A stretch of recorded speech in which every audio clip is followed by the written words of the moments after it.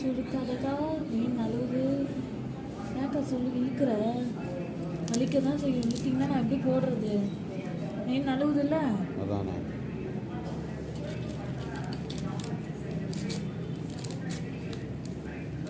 எதுவும் பண்ணாதீங்க, அமைதியாக இருக்கும்.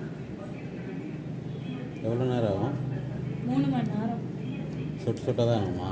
ஆமாம். பிளட்டு நான் இது ட்ரிப்புனா ஓகே, நீங்கள் சொல்கிற மாதிரி வைக்கலாம்.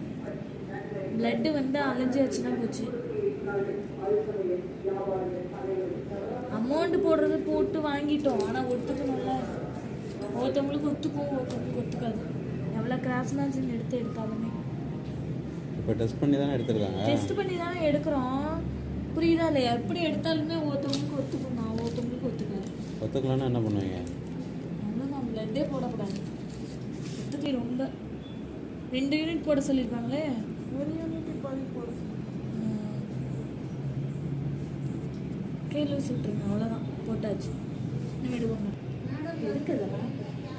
சும்மா ஏதோ ரீசன் சொல்லுங்க.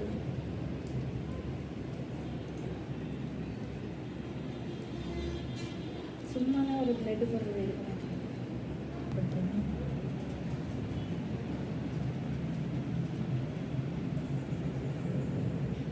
ட்ரைனிங்காக முடிச்சிட்டியா காலேஜில்? இங்கேயா? 4 வருஷம் ஆச்சுங்களா?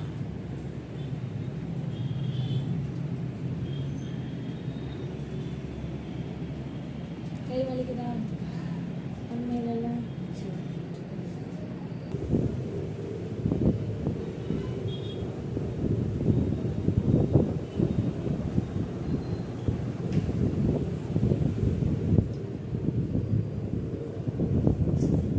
பிளட் இல்லாதனால எவ்வளோ பிரச்சனை பார்த்தியா?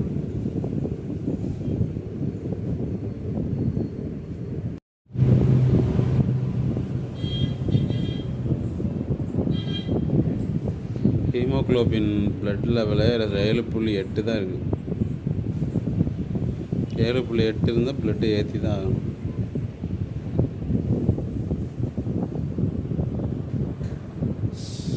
So critical condition.